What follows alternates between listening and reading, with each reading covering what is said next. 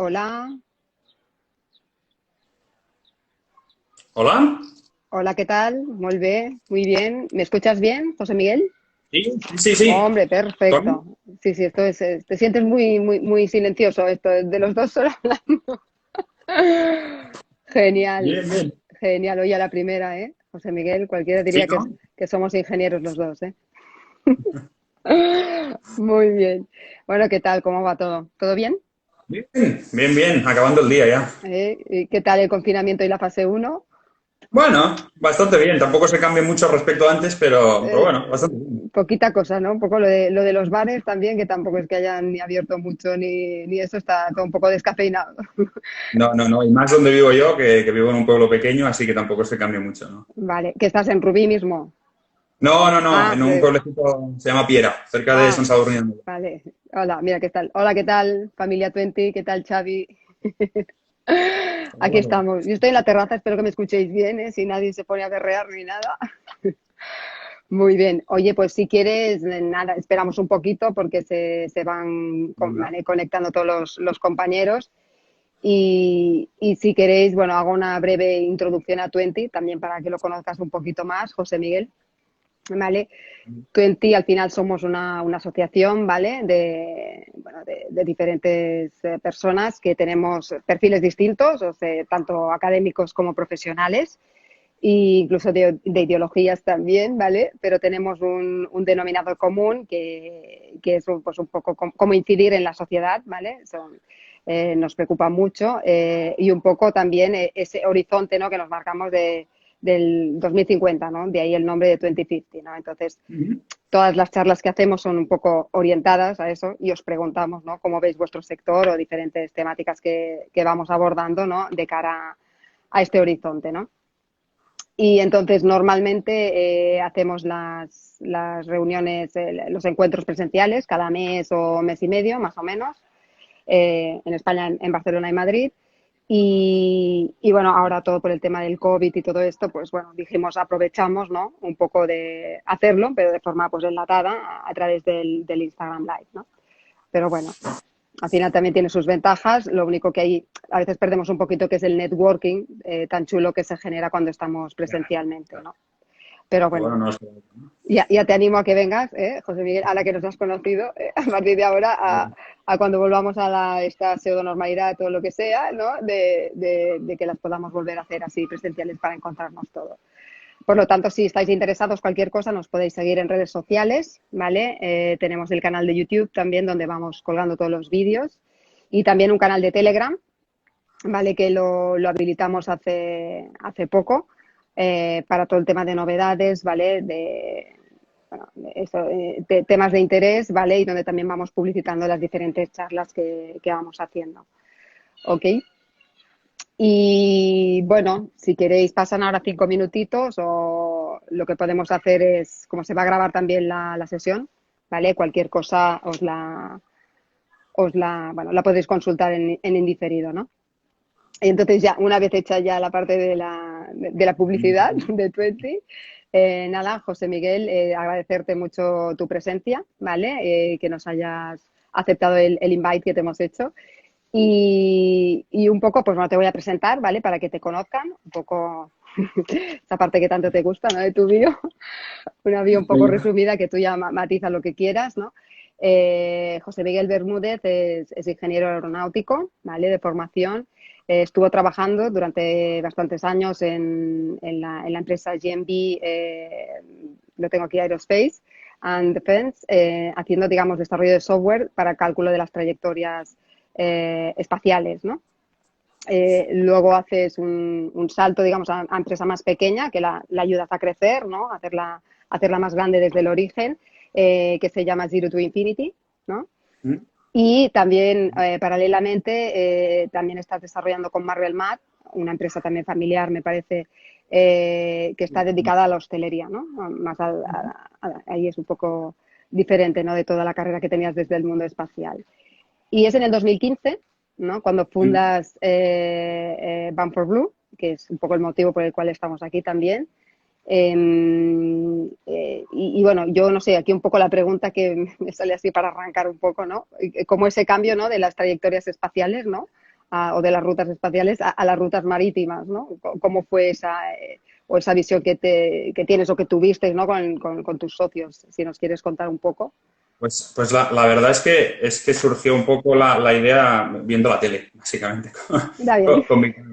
en su momento. Entonces, al final, pues simplemente a partir de la chispa, pues bueno, cuando estábamos en la universidad empezamos ya, yo no sé qué debía ser, 2006 o 2007, por ahí.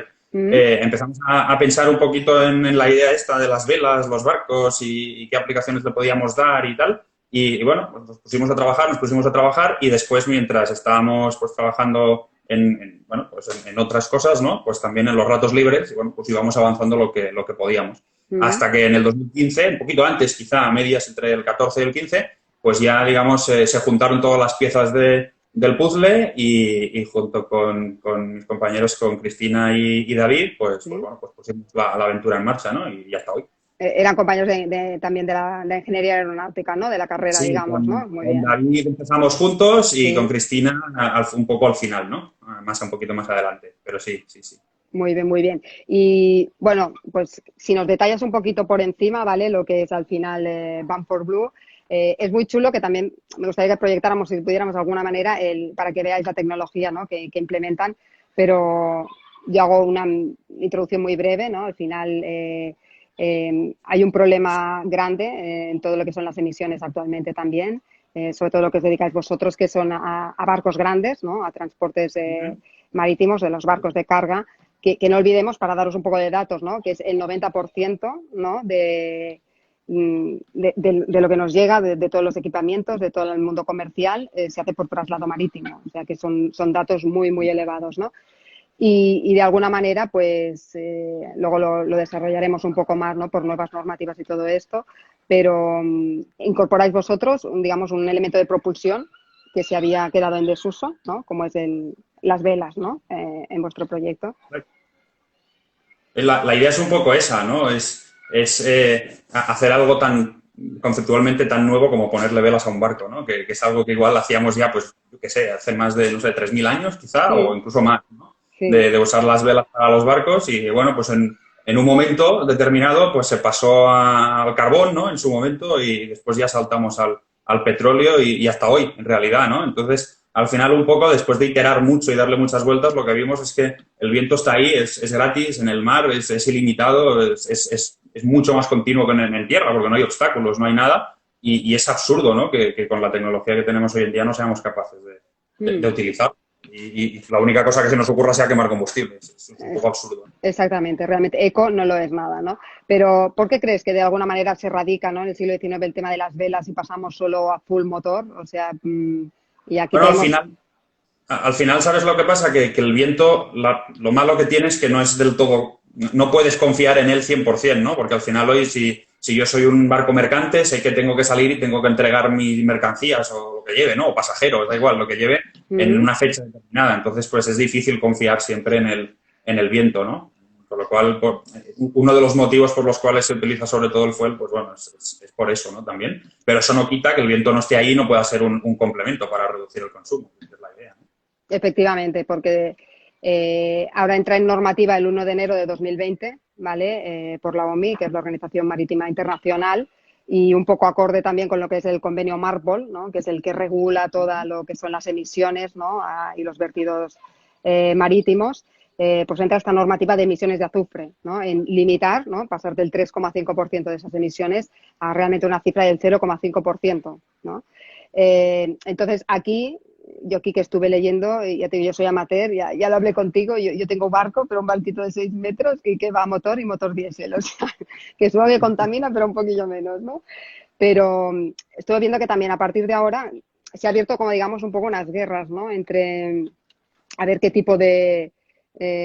no utilizar un heavy fuel, ¿no? Si hacerlo más ligero, y se están probando pues realmente con, ¿no? Soluciones tipo metanol, etanol, ¿no? NH3, o sea, sin carbono, pero que incluso empiezan a haber, pues no sé, fabricantes, ¿no? Tipo Cepsa, que dice que si es mi combustible no puedo mezclar ese tanque o ese motor de barco con otro 0,5 de otro fabricante, ¿no? Entonces, ahí permítete ser crítico. ¿Cómo ves todo Es ese que mundillo al de la... final es un lío muy grande, ¿no? Todo esto, porque como decías, el sector marítimo es un gran contaminante, porque al final, si no recuerdo mal, creo que son responsables del 3% de todas las emisiones del mundo de CO2, creo que el 15% más o menos de nitrógeno, otros tantos de azufre. O sea, y al final lo malo es que utilizan un combustible como muy sucio, ¿no? Es después de prácticamente de destilar, que si gasolinas, querosenos, todas las fracciones del petróleo, pues eso que queda ahí abajo prácticamente es lo que queman los grandes buques, ¿no? Y al final un poco lo que decías es eso, ¿no? Hasta ahora les permitían que el combustible pues pudiera tener, por ejemplo, el 3,5% de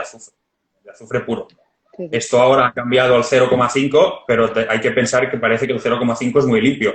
Pero es que el diésel de los coches, que a día de hoy en las ciudades parece que ya nos parece sucio, es mucho más limpio y tiene mucho menos azufre todavía que ese combustible del 0,5. O sea, ese es un poco el mapa, ¿no? Pero la verdad es que también es verdad que, como decías, es un sector súper clave porque al final depende de la fuente que cojas, pero el 80 o el 90% de todas las mercancías del mundo las mueven por barco. Seguramente, Claro. pues, no sé si estás usando un teléfono o el iPad que estoy utilizando yo ahora, pues ha venido por barco probablemente de China. Seguramente. Entonces, al final, todo esto ha venido en barco.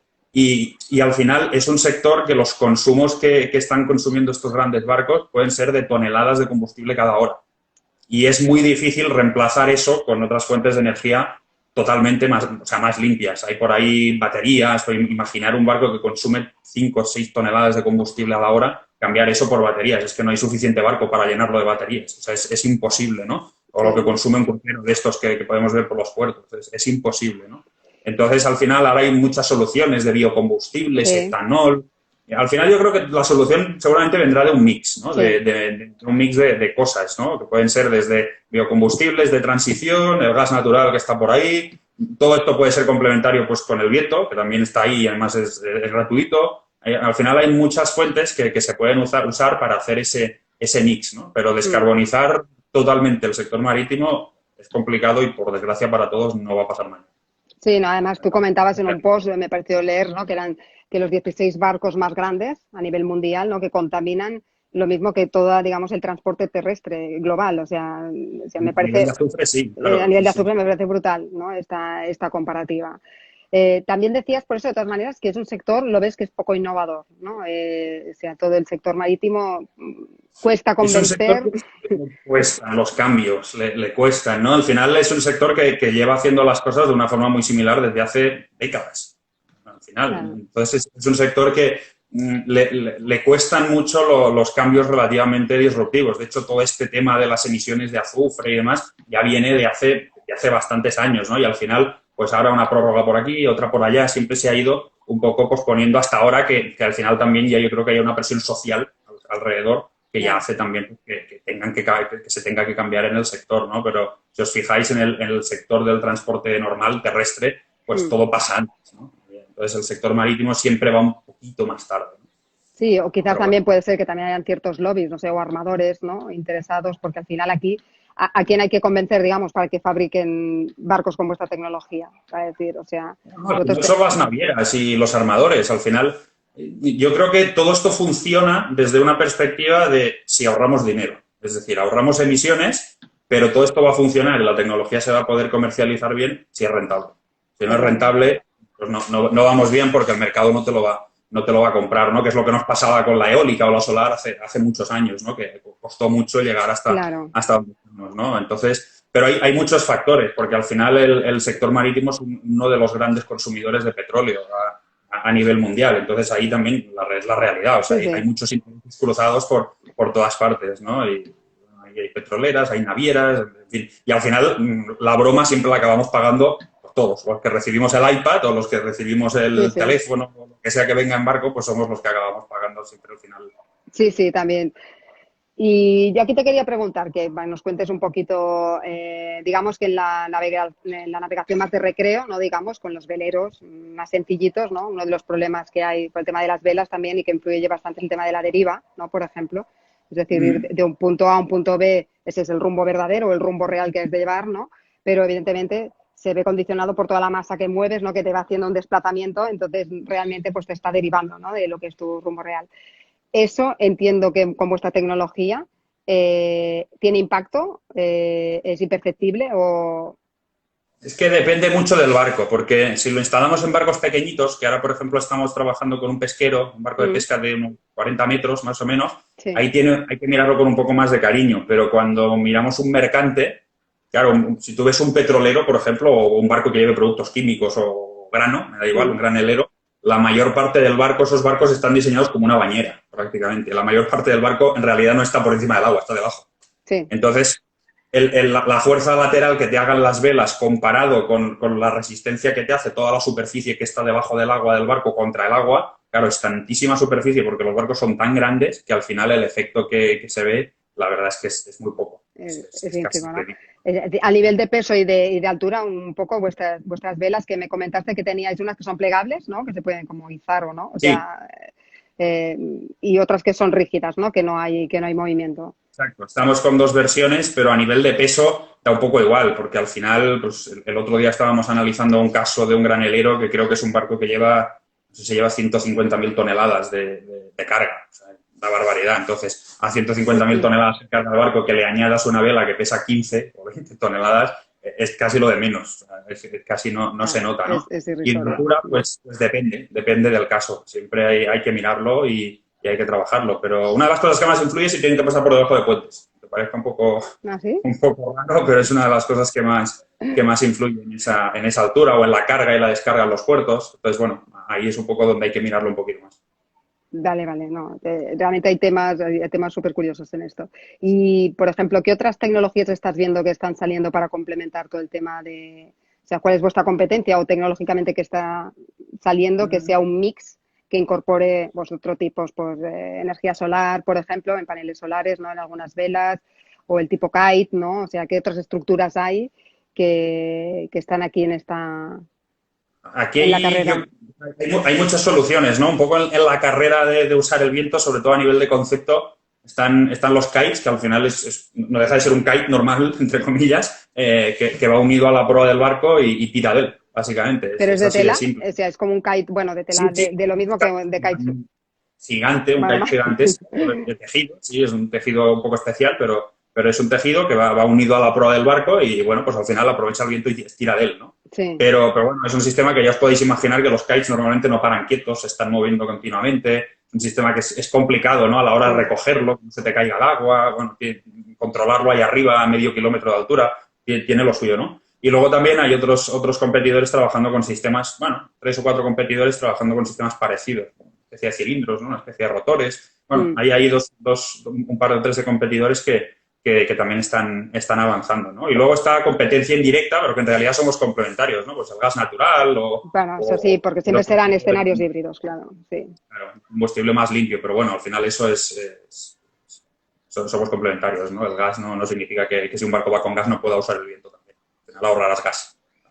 Vale. Y al ir por temas de propulsión eólica, ¿crees que hay rutas, porque las rutas marítimas están muy definidas a nivel mundial, ¿no? Las rutas comerciales, digamos. Sí. ¿Crees que hay rutas más favorables, más pro a vuestra tecnología en ese 40% de ahorro, ¿no? Como decís en cuanto al tema de emisiones? Es decir, igual son mejor las rutas atlánticas que no las mediterráneas por el tema de la inestabilidad del viento. El Mediterráneo es mala zona. Mala zona. Mala zona.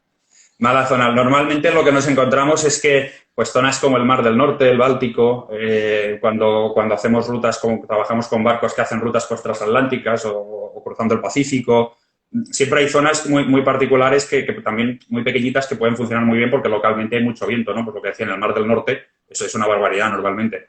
Pero, por ejemplo, el Mediterráneo pues suele ser una zona, excepto algunas zonas muy puntuales, muy localizadas, es un mar pues que hay muy poquito viento. Muy, muy, muy, muy poquito. Entonces, en ese caso, por ejemplo, hemos tenido algunos casos con algunas navieras que hemos estado mirando barcos pues que mayoritariamente tenían sus rutas de trabajo en el Mediterráneo Mm. bueno, al final también hay que ser realista. En ese caso, pues en muchos casos los números no salen, ¿no? Porque te vas a amortizar el sistema a plazos de 7, 8 años. Entonces, no tiene sentido, ¿no? Pero sí que es verdad que hay muchísimas rutas que sí que funcionan muy bien. Claro.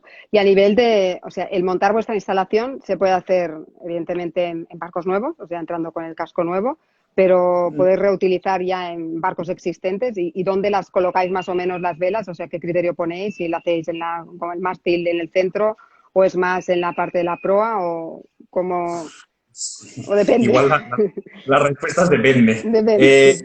Sí, no. De hecho, todos los proyectos que estamos trabajando ahora son barcos, o sea, barcos que ya existen, barcos que estamos reconvirtiendo a un híbrido que es medio velero, ¿no?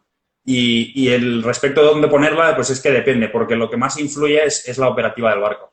Ahora estamos, por ejemplo, con 2 barcos de pesca que lo llevan, digamos, en la popa, detrás de donde está la tripulación de todo el castillo, del puente de Mm, mando y demás, mm, detrás, porque bueno, es una zona que utilizaban poco, que había espacio, no les molesta para ninguna de sus operativas del día a día y sí. bueno, pues es el único espacio útil que había, ¿no? En cambio, en los mercantes, pues normalmente sí que nos solemos ir a la proa o a una zona relativamente intermedia. Depende mucho, ¿no? En los graneleros, que no sé si os habéis fijado, que tienen como muchas compuertas para la descarga con las grúas, pues ahí Mm. normalmente hay compuerta, espacio libre, compuerta, espacio libre, pues normalmente las tratas de ubicar o en los laterales o en esos espacios libres, depende mucho del caso. Vale, y para hacer las pruebas, ¿qué hacéis? Bueno, simuladores, porque claro, esto tienes que montarlo y evidentemente hacer que haga las rutas y empezar, ¿no?, a analizar ese ahorro, ¿no? Cuéntanos si quieres un poco en qué barcos lo tenéis, que ya tenéis en algunos. De eh, hecho, vamos a instalar las primeras en la segunda mitad del año, vale. más o menos.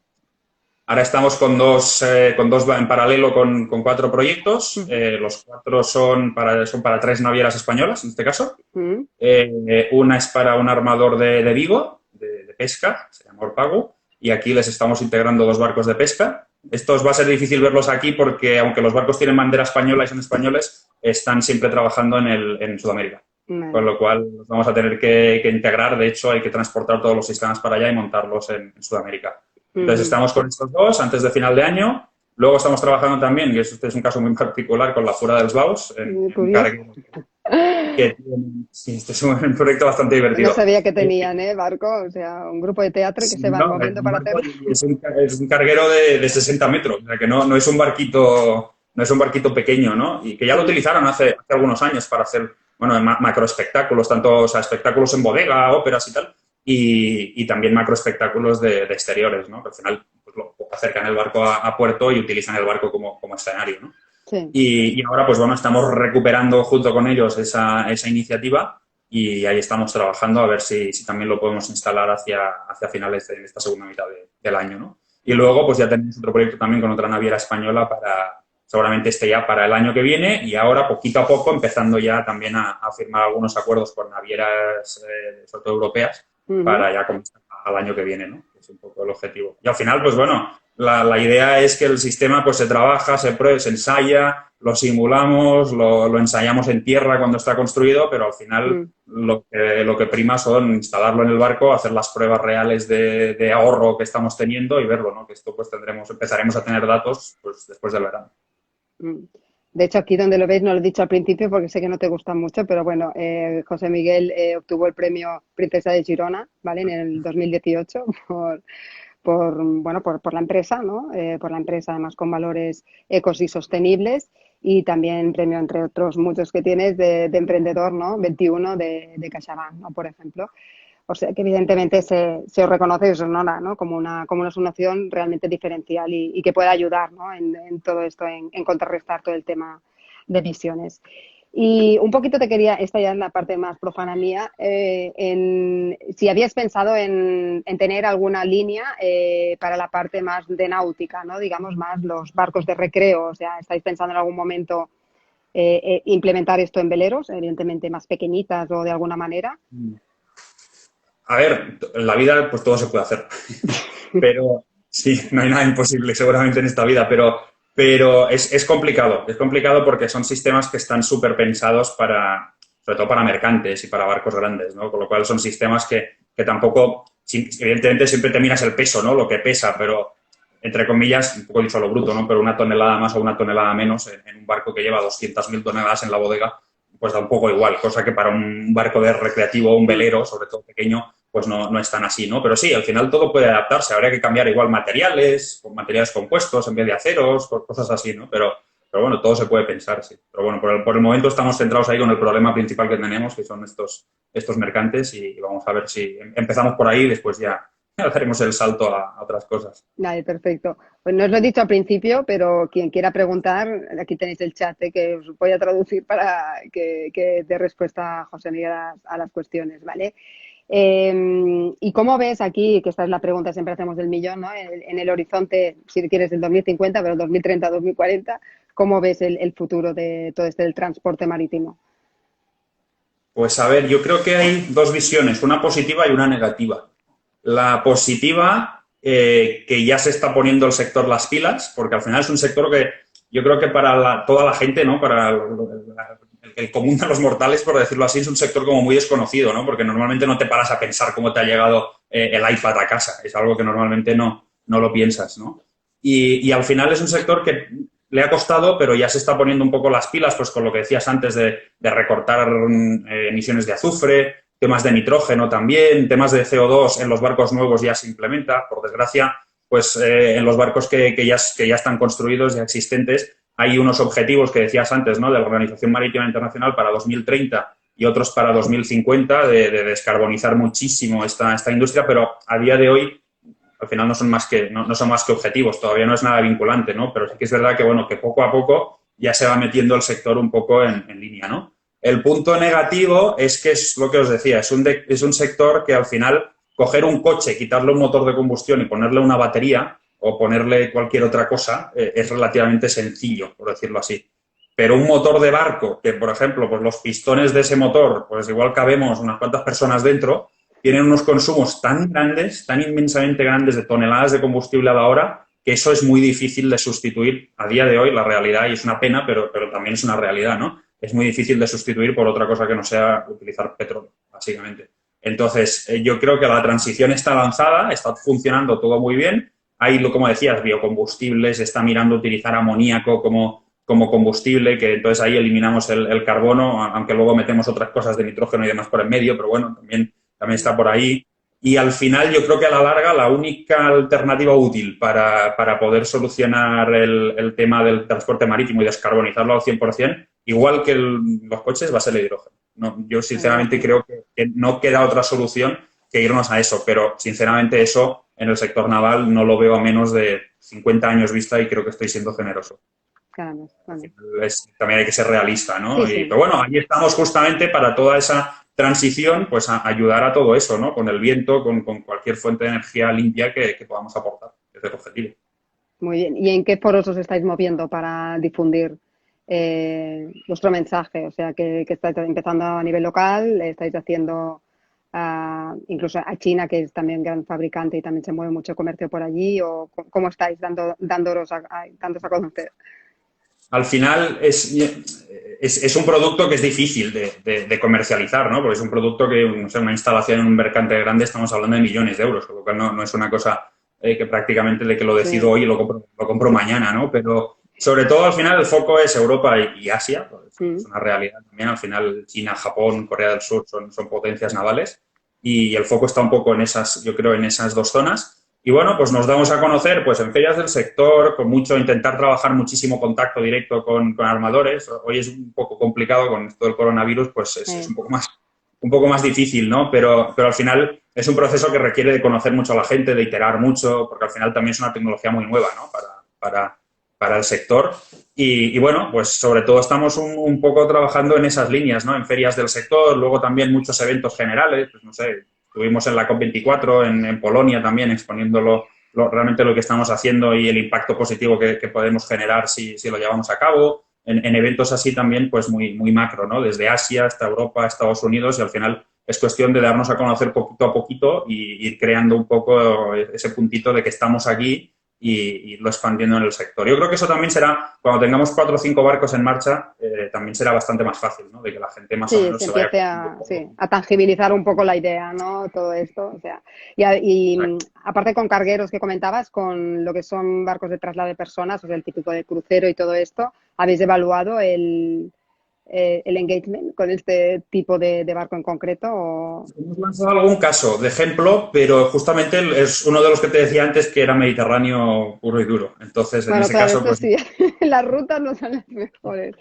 claro, no salía, la verdad es que No, los retornos pues no salían muy bien porque básicamente en esas rutas no hay viento. Entonces, si en esa ruta sí. no hay viento, ahí poco vamos a poder hacer, ¿no? Pero sí, o sea, se puede utilizar en barcos de pasaje o incluso hasta en barcos de pesca, que es lo que estamos, de hecho, son los dos primeros que van a salir, son 2 buques de pesca. Vale, vale.